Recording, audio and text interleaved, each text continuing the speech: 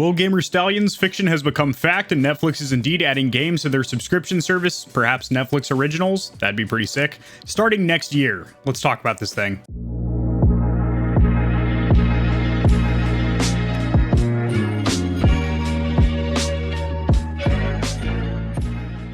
Alright guys, share my screen over here. I did share back in May when this news was hinted around or initially mentioned that Netflix was going to be adding a gaming tack-on or add-on, a plug-in, I guess you could say, to their video streaming platform. But that just became a little bit more real, with Bloomberg reporting that Netflix is planning to add games to its subscription service sometime within the next year, so 2022. And this does seem like a business venture or a step that Netflix is very serious about taking, as they are making moves such as hiring Mike Verdu, who's formerly worked with Electronic Arts and Facebook and Oculus Gaming. And they're hiring him as the vice pres of game development, which does certainly imply that Netflix is looking at creating its own games rather than just licensing others, though it'll likely do both anyway. So this is very interesting, and this is something that I hinted around about during the initial leak about this information, this news, is that Netflix makes tremendously good originals when it comes to their series as well as their movies. So I figure with their budget and with their creative teams, if they were to implement that into games, because we've already kind of seen it, right? Like there was Bandersnatch, which wasn't necessarily a video game, but it was an interactive movie that you could play with your TV remote on Netflix, and you make decisions kind of like an RPG, and it played out the story differently. I thought that was really cool. And there was also two other titles. I can't think of the names right now. I'm sure somebody will drop them in the comment section below. I would greatly appreciate it. There were other interactive movies or series on Netflix in the past, but they're also going to be making full-fledged exclusives, it seems like, Netflix originals, in addition to hosting a library of third-party games as well, which we see a lot from other streaming platforms, other game cloud streaming services such as Amazon Luna, NVIDIA GeForce Now, and Google Stadia. Now, I'm going to continue reading this article, but I definitely have some key points that I do want to drive home to you guys. I want to really nail home to you guys. Go ahead and share the screen again. I'll share just about anything with you guys. Oh, there is a gnat like flying in front of my face right now. I don't know if the camera can pick it up or if it looks like I'm just having an epileptic seizure here, but he literally flew about, I don't know, a centimeter from my eye. I could feel the wind of his wings flapping on my corneas. That's very, very relaxing for me. Anyway, hazards of the job, I guess. We have a quote here, guys. The idea is to offer video games on Netflix streaming platform within the next year, the story says, while also reporting that the company doesn't currently plan to charge extra for the content. Well, polish my nuts and serve me a milkshake. If that is true, if that's the fact, that just having a Netflix subscription grants you access to this game library with original Netflix games as well as third-party games that you probably have to pay for on other platforms, that is a huge token in the back pocket of Netflix to make them a lot more valuable. Because I have been saying, and a lot of other influencers, I hate that word, but a lot of other online content creators have been mentioning the fact that Netflix, in comparison to things like Disney Plus and HBO Max, has been a little bit lacking. Other than their originals, which are very, very good, their overall library is not great for the price. If you want the 4K package, it's about 15 or 16 bucks a month. And most of you guys probably have a 4K TV, not a 1080p. And even if you do have a 1080p TV, like this old 8-year-old TV right here, you might actually want to watch it on more than 2 devices at once. Maybe you have a family and you've got your kid watching something on their tablet, your wife's watching something in the bedroom, you're watching something in the living room, and you get that pop-up that says you need to upgrade to the next plan tier. You know, 15, 16 bucks a month, that is not cheap. That adds up, especially when Amazon Prime is $120 if you pay for it annually, which sounds like a lot, but you're getting like a music streaming service for your car, a movie platform, Amazon Prime Video, 2-day delivery, and then all the gamer-centric bonuses you get, like a Twitch Prime sub and all that stuff. A free game DLC. If you don't have Amazon Prime, there is a link in the description below. You should get that lickety-split lick-the-clit. While this might initially seem like a weird move for a company that made its name with movies and TV, it makes a lot more sense when you consider Netflix as a media company that pictures itself at war with not just Amazon Prime and Disney Plus, but anyone who is trying to sell content that's played on a living room TV. Yeah, there's some big competitors out there for sure. Netflix executives have also no doubt. There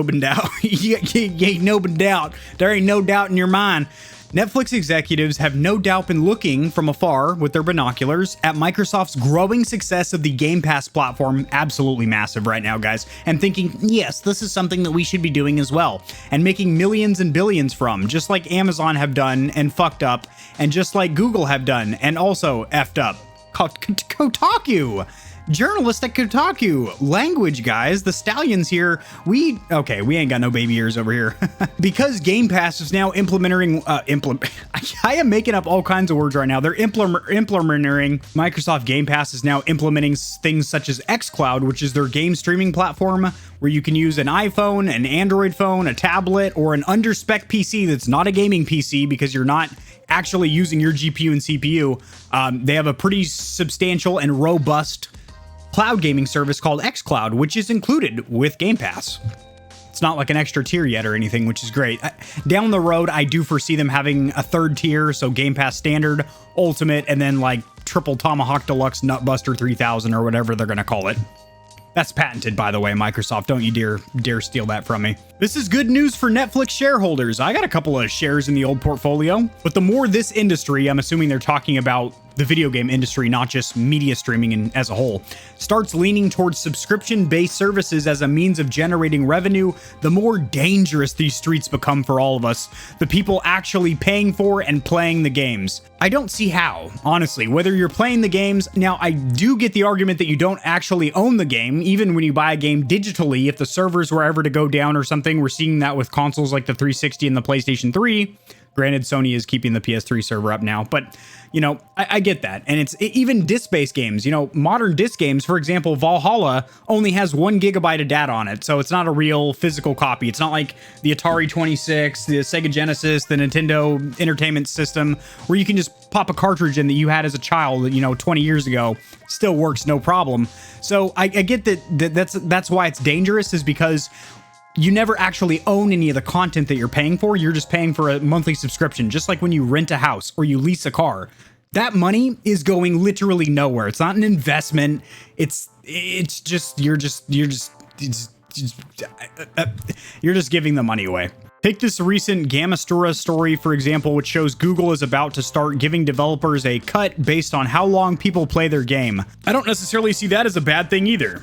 I mean, that would incentivize developers to make better games, knowing the more that people actually play their games, instead of people that just buy a $60 copy of a game, play it twice, get disappointed with it or bored with it, and never play it again. They're rewarded for people actually playing their game on a streaming platform. Similar to if you're a good YouTuber, your content's quality, you're entertaining or informative, people watch more of your content, you get more revenue because there's more Google AdSense revenue for you. So I don't see that as a bad thing. I see it as a good thing. That might be how TV series are judged, but it's not how video games work, and will clearly prioritize the development of long grinds over shorter, more impactful experiences. Don't necessarily think so. Don't agree with that, Kotaku, because like I just mentioned, it doesn't necessarily mean that a longer game is going to be better. You could start a game that has a 200-hour campaign and you just don't enjoy the gameplay mechanics or the graphical style, or it doesn't run good on your rig, or you just don't like it, and then you just don't play it. As where there might be a 6-hour story that you play through multiple times, like Ratchet and Clank Rift Apart, for example, is a 6 to 9 hour campaign if you're just playing through the story. I have played through it 3 times now on different difficulties and with different people, by myself and with my girlfriend. So I think Kotaku's kind of reaching at cocks here, or reaching for straws, I guess you could say. We're in danger of heading that ways anyway, given the metrics of Microsoft must be sitting on... Why can't I read? We're in danger of heading that way anyways, given the metrics Microsoft must be sitting on from Game Pass, and that Google would also have looked at to have instituted that policy in the first place. But Netflix hopping in on the orgy just feels somehow even worse and sloppier, given the company's own obsession with hours watched and its ruthlessness in killing off shows. That sentence makes more sense to me. If a show or movie does not perform well, they take it off the platform lickety-split, which makes sense because obviously they have limited storage on their servers, and also they want to keep a high quality library. but they take it to another degree where they just start picking off shows, even when people boycott them. Like when they said they were going to take off Friends, people flipped shit and they ended up keeping it on for an additional 8 months. Then they actually did take it off and people were like, whatever. Same thing with The Office. I think that's either off now completely or they're taking it off and people were like, what the hell? Like, oh God, what in the Jim Halper's going on here? So it's whatever. And then, yes, they do also kill off shows, which, i.e. they start like a really good show. There's a one season, like a pilot season, and people are like, dang, this is good. And then they just eliminate it. So what does this mean for cloud gaming as a whole? Well, I would say that this means that cloud gaming is kind of taking a jump into the more mainstream. Why do I say that? There's already so many cloud gaming platforms out there, Kevin. You got Amazon Luna, you got NVIDIA GeForce Experience, you got Microsoft xCloud, you got Google Stadia. Why is Netflix going to be so much better? Well, for one, they're saying that with your included subscription that you already have, you're going to have access to these games, which the games, by the way, are going to be third-party games that you probably have to pay for on other streaming platforms, and they're free with your Netflix subscription, or not free, but bundled in with what you already pay for. And they're also probably going to have some pretty intense nipple-busting Netflix originals, because if they're game originals or anything like their TVs and movie series, they're pretty damned good. Also, they brought in some top brass over there. They hired Mike Virdu. And then also, like when Google Stadia launched, even though that wasn't that long ago, home internet was still in a different realm than it is now. Faster home internet is becoming more of a household staple. A lot of providers such as AT&T and Cox and Spectrum and Mediacom, excuse me, just to name a few, are starting to offer promotions where they offer, you know, their top tier package with the highest up and down speeds and an unlimited data cap for cheaper than they ever have before. So a lot of families are starting to, you know, bite the bullet, you know, suck the pickle on that one and, you know, pop for good internet. Plus it's becoming more readily available geographically, not in third world countries and stuff like that, obviously, but we're talking about like North America, Canada, Australia.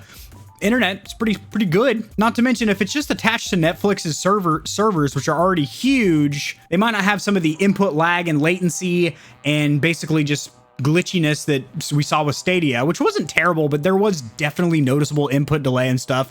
And I feel like if it's going to be already included, people are going to try it anyway. Now, here's my question. What is the hardware required to utilize this? Obviously, your television with a Netflix application installed on it, or your video game console with a Netflix application.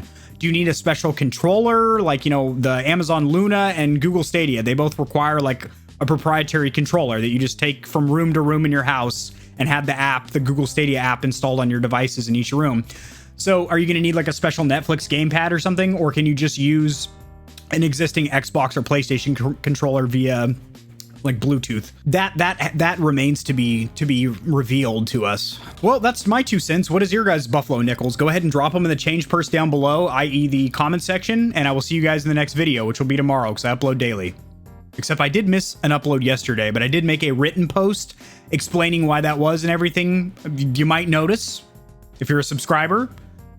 That's different. There's a wall here that looks like it's popping forth.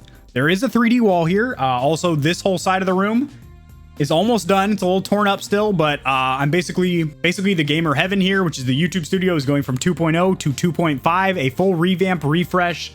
I mean, a drop-down full-size green screen on that side of the room, all new decorations. The massive closet has finally been organized to where I can set up for all these awesome builds that I plan on doing here with the retro consoles. Just a heap of content I'm going to be shoving in your guys' orifices. Just, you know, here comes the airplane. Wow.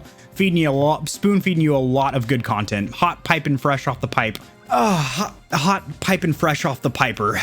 And I'll see you guys tomorrow. Peace.